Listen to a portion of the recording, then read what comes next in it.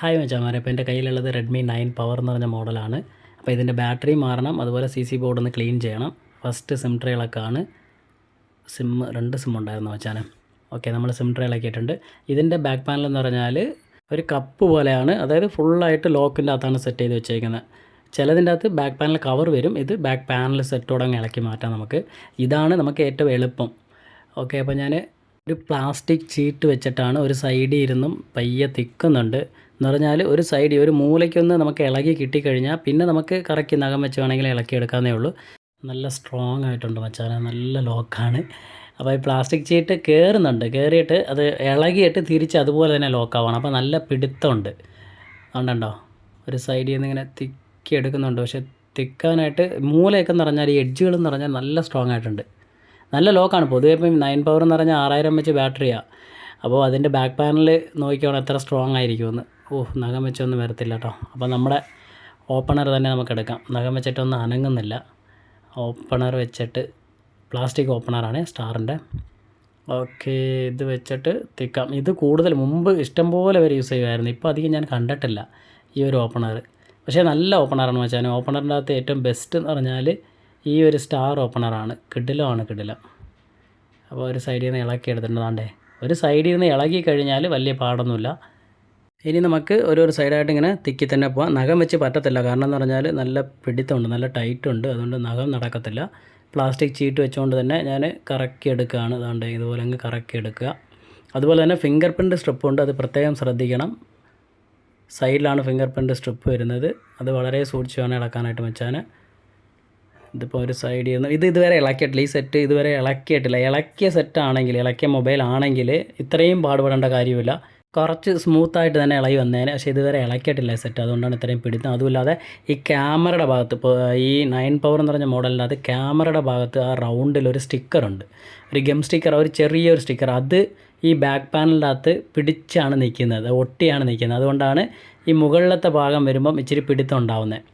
അത് ഇച്ചിരി സമാധാനമായിട്ട് വേണം ഇളക്കാനായിട്ട്. വലിച്ചങ്ങനെ ഇളക്കുമ്പം നമ്മുടെ കയ്യാണം തെന്നി ഒറ്റ വലിച്ച് കഴിഞ്ഞാൽ ഫിംഗർ പ്രിൻറ്റ് സ്ട്രിപ്പ് അങ്ങ് പറഞ്ഞങ്ങ് പോവും. പിന്നെ നമ്മൾ സ്ട്രിപ്പ് മാറി കൊടുക്കാൻ നിൽക്കണം. ഇതുണ്ടോ, മുകളിലത്തെ ഭാഗത്ത് ഒരു ചെറിയ പിടുത്തമുണ്ട് എഡ്ജിൽ. ഇളകിയിട്ടുണ്ട് ഒരു സൈഡ്, എന്നാലും വിടുന്നില്ല. ഇതെന്ന് പറഞ്ഞാൽ ഞാൻ പറഞ്ഞ പോലെ ആ ഗമ്മ് അവിടെ ഉണ്ട്. ഞാനിതിപ്പോൾ ഇളക്കുമ്പോൾ ഞങ്ങൾക്ക് കാണിച്ചു തരാം. ആ ഗമ്മ് ഇങ്ങനെ ഇളകി വരും. ഒരു സ്റ്റിക്കറാണ്, ഒരു ചെറിയൊരു നൂല് പോലത്തെ ഒരു സ്റ്റിക്കറാണ്. ഇത് ഇളക്കുമ്പോൾ അതുകൊണ്ട് ഇളകിയിട്ടുണ്ട്, കാണിച്ചു തരാം. അതുണ്ടോ, അതോ പിടുത്തം കണ്ടോ. ആ ക്യാമറയെ ചുറ്റിലുമാണ് അത് ഒരു റിങ് പോലെ ഇങ്ങനെ വെച്ചിരിക്കുകയാണ്. അതിവിടെ കറക്റ്റായിട്ട് ബാക്ക് പാനലിനെ ഒട്ടിച്ച് നിർത്തിയിരിക്കും. ഇതാണ് ആ ഒരു ഗം സ്റ്റിക്കർ. ഓക്കെ, അത് ഇളക്കി വിട്ടിട്ടുണ്ട്. ഓറഞ്ച് കളർ നല്ല കിടിലം വെച്ചാനെ. ക്യാമറയും ഇതിങ്ങനെ സെപ്പറേറ്റ് ചെയ്ത് നോക്കുമ്പോൾ നോക്കിയേ, ഒരു വെറൈറ്റി ലുക്കില്ലേ. Redmi 9 power.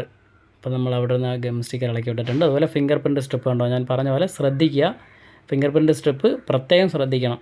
അടുത്തിവിടെ കുറച്ച് സ്ക്രൂ ഒക്കെ ഇളക്കാനുണ്ട്. ഇത് സ്ക്രൂ എല്ലാം ഇളക്കിയിട്ട് നമുക്ക് മദർ ബോർഡ് സെക്ഷനിലേക്ക് പോവാം.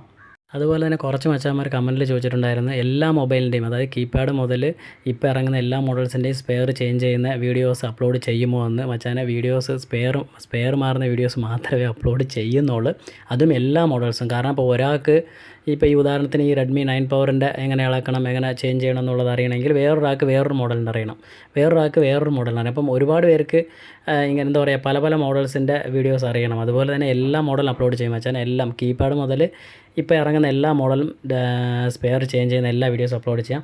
പിന്നെ കുറച്ച് മച്ചാന്മാർ ICയുടെ കാര്യം പറഞ്ഞിട്ടുണ്ടായിരുന്നു, ഞാൻ ഈ മാസം അപ്ലോഡ് ചെയ്യാമെന്നും പറഞ്ഞിട്ടുണ്ടായിരുന്നു. പക്ഷേ ഇൻസ്റ്റുട്ട് നമുക്ക് വിത്ത് ഇൻസ്റ്റുട്ടാണ്. അപ്പോൾ ചില കാര്യങ്ങൾ ഹൈഡ് ചെയ്താണ് അവർ ഇടാൻ പറയുമ്പോൾ എനിക്ക് ഫുള്ള് ഓപ്പണായിട്ട് തന്നെ ഇടണം എന്നുള്ളൊരു മൈൻഡുള്ള ആളാണ്. ഹൈഡ് ചെയ്തിട്ട് കഴിഞ്ഞാൽ പിന്നെ അത് ഇട്ടിട്ട് യാതൊരു കാര്യമില്ലല്ലോ. അതുകൊണ്ടാണ് ഞാൻ ഇടാത്തത്. ഈ മാസം അല്ലെങ്കിൽ അപ്ലോഡ് ചെയ്യണമായിരുന്നു. അങ്ങനെ മെയിനായ കാര്യങ്ങൾ ഹൈഡ് ചെയ്തിട്ട് അങ്ങനെ ഒരു വീഡിയോ ഞാൻ അപ്ലോഡ് ചെയ്ത് വ്യൂസ് അല്ലെങ്കിൽ ബാക്കിയുള്ള കാര്യത്തിന് വേണ്ടി ഞാൻ അപ്ലോഡ് ചെയ്യുന്നില്ല. ഞാൻ ഇടുന്ന വീഡിയോ ആണെങ്കിൽ ആർക്കെങ്കിലും ഒരു ഉപകാരമായിരിക്കും, ഒരു ഹെൽപ്ഫുള്ളായിരിക്കണം. അല്ലാതെ ചുമ്മാ ചെയ്തിട്ട് എന്ത് ചെയ്യാനാണ്. അങ്ങനെ ചെയ്യാൻ എനിക്ക് ഒട്ടും താല്പര്യമില്ല മച്ചാനെ. അപ്പം ഞാൻ ഇടുന്നെങ്കിൽ ഫുള്ള് ഡീറ്റെയിൽഡായിട്ട് ഇടും.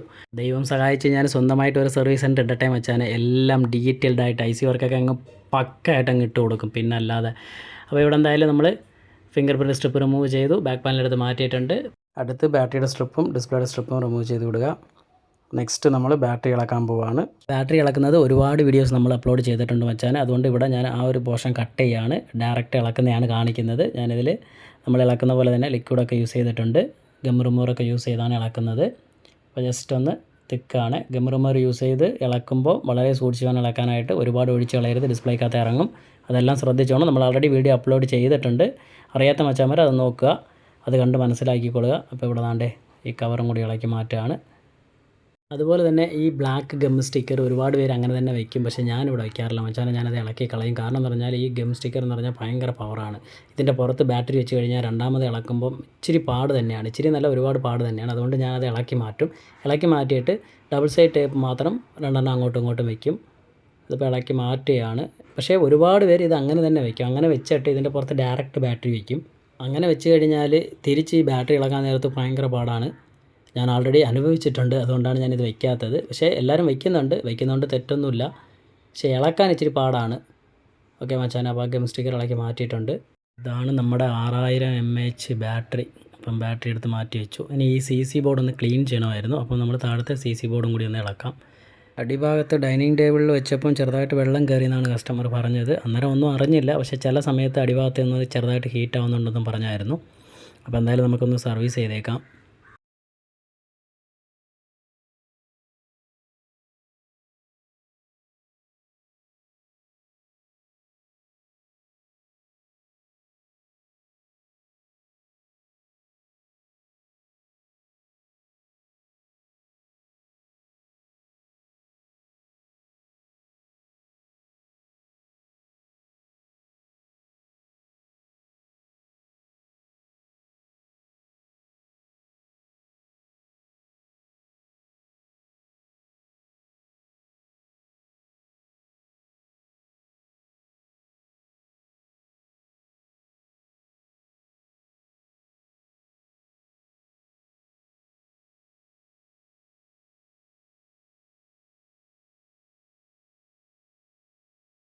ഇവിടെ ചെറിയ ഫംഗസേ ഉള്ളൂ. ഇനിയിപ്പോൾ നമുക്ക് കണക്ടറിൻ്റെ അകത്ത് ഫംഗസ് ഉണ്ടാവാൻ ചാൻസ് ഉണ്ട്. അപ്പോൾ നമ്മൾ എന്തായാലും ഫുള്ളായിട്ടൊന്ന് കണക്ടറിൻ്റെ അകത്തൊക്കെ ഒന്ന് ക്ലീൻ ചെയ്തെടുക്കാം.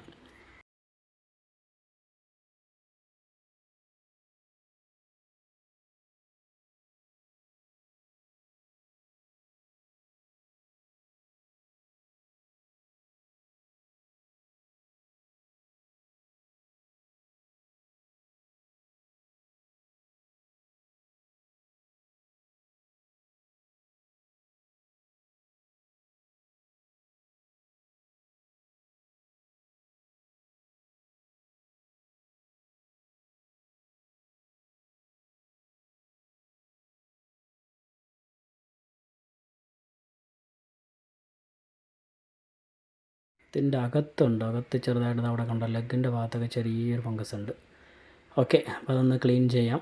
അപ്പോൾ ക്ലീൻ ചെയ്യുന്നത് ഞാനിവിടെ ഹൈഡ് ചെയ്യുവാണ് മച്ചാനെ. കാരണം എന്ന് പറഞ്ഞാൽ ജസ്റ്റ് ഒന്ന് IP അടിച്ച് ക്ലീൻ ചെയ്യാൻ പോവാണ്. ഇനിയിപ്പോൾ CC ബോർഡ് നമുക്ക് വെച്ച് സെറ്റ് ചെയ്തേക്കാം. കാരണം ബാറ്ററി മാറാനായിട്ട് ഈ ഭാഗം നമുക്ക് ഇളക്കിയിരിക്കണമെന്ന് ആവശ്യമില്ല. ഇത് ക്ലീൻ ചെയ്യാൻ വേണ്ടി മാത്രമാണ് ജസ്റ്റ് ഒന്ന് ഇളക്കിയത്. അപ്പോൾ ഇനി ഇത് ഫുള്ളായിട്ട് അങ്ങ് സെറ്റ് ചെയ്തേക്കാം.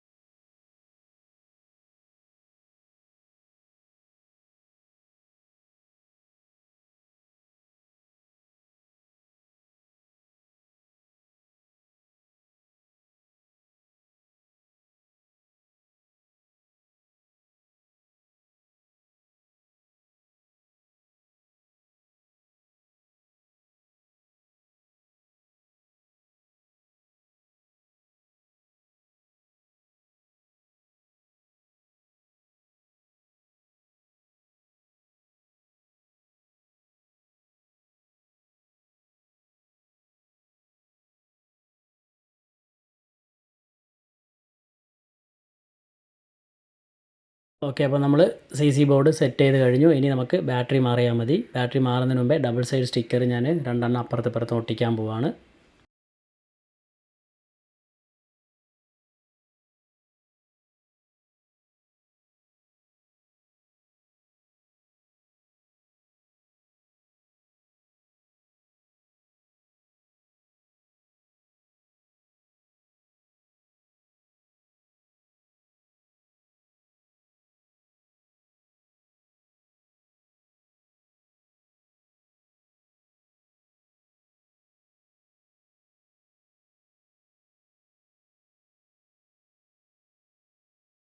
ഡബിൾ സൈഡ് സ്റ്റിക്കർ ഒട്ടിച്ച് കഴിഞ്ഞു. ഇനി അടുത്ത് നമ്മുടെ ബാറ്ററി മാറാൻ പോവാണ്. അതുപോലെ തന്നെ 5000 mAh മേപ്പോട്ടുള്ള ഒരു ബാറ്ററിയാണ് ഞാൻ മാറുന്നതെങ്കിൽ ഇതാണ് മേടിക്കുന്നത്. ഇതിപ്പോൾ 6000 mAh ആണ്. ബാറ്ററി കൊള്ളാം, കുഴപ്പമില്ല. ഈ ബാറ്ററി നിങ്ങൾ ആരെങ്കിലും യൂസ് ചെയ്തിട്ടുണ്ടെങ്കിൽ കമൻറ്റ് ചെയ്യാൻ മറക്കല്ല മച്ചാനെ.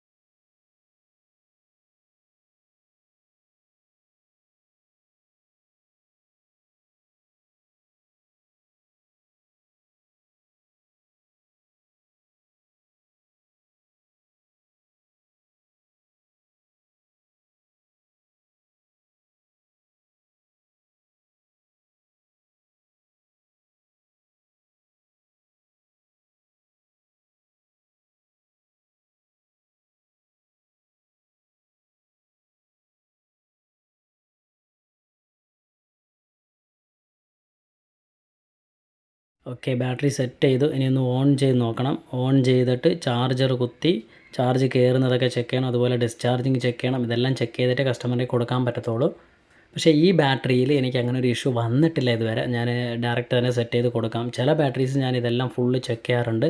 പൊതുവേ ബാറ്ററി മാറുന്നെങ്കിൽ ഫുള്ളായിട്ട് ചെക്ക് ചെയ്തിട്ട് കൊടുക്കുന്നതായിരിക്കും നല്ലത്. അപ്പോൾ ഇവിടെ എന്തായാലും ഓണായി വരുന്നുണ്ട്.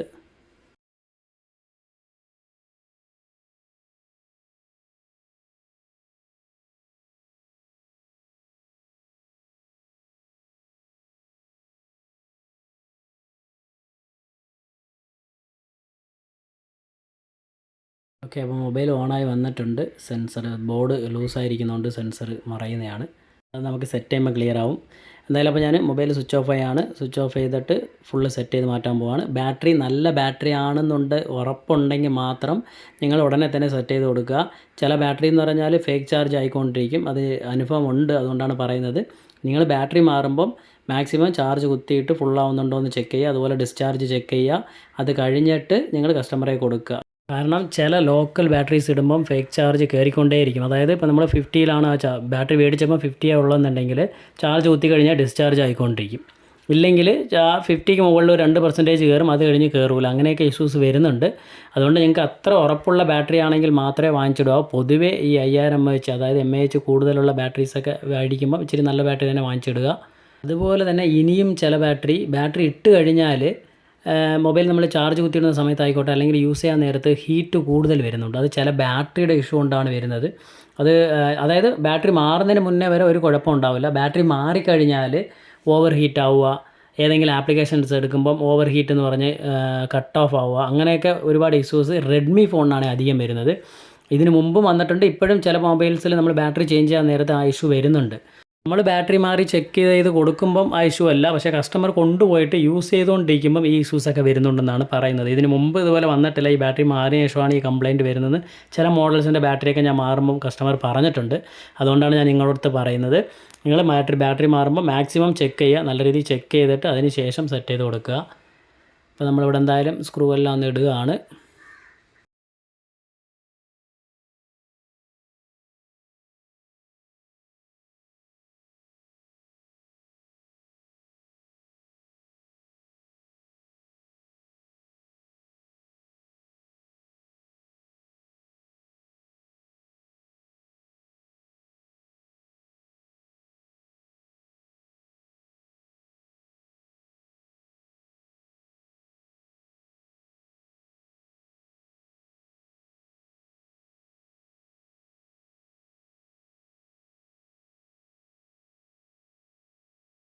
ഓക്കെ, ഇനിയിപ്പോൾ എനിക്കിഷ്ടപ്പെട്ട സെക്ഷൻ, അതായത് ഈ ബാക്ക് പാനൽ കവർ പിടിച്ചിടുതൽ. ഈ കവർ പിടിച്ചിടുന്ന ഒരു രസമാണ് വെച്ചാൽ എല്ലാ മൊബൈലിലും ഞാൻ വേണമെങ്കിൽ വെറുതെ ചുമ്മാ ഇളക്കിയിട്ട് ഈ കവർ ഇങ്ങനെ പിടിച്ചിട്ടുകൊണ്ടിരിക്കും. എന്ന് പറഞ്ഞാൽ അതിങ്ങനെ വീഴുന്ന സൗണ്ടും അത് നമ്മൾ പ്രസ് ചെയ്തിടുന്ന ഒരു ഇതും ആ ഒരു നാക്കുണ്ടല്ലോ, ഇതെല്ലാം ഭയങ്കര രസമാണ്.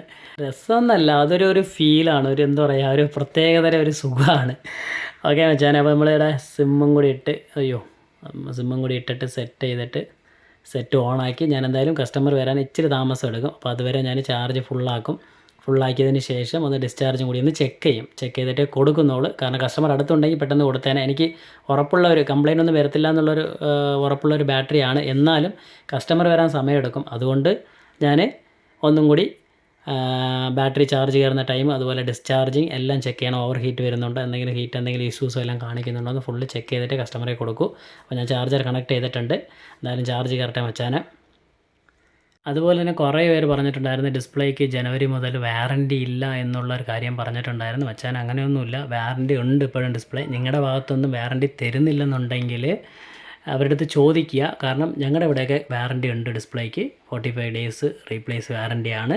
അപ്പോൾ നിങ്ങൾക്ക് അവിടെ ഉണ്ടോ ഇല്ലയോ എന്നുള്ളത് കമൻറ്റിലൊന്ന് പറയണം മച്ചാനെ. കമൻറ്റ് ചെയ്യാൻ മറക്കല്ലേ. അപ്പോൾ എല്ലാം മച്ചാന്മാർക്കും ബൈ.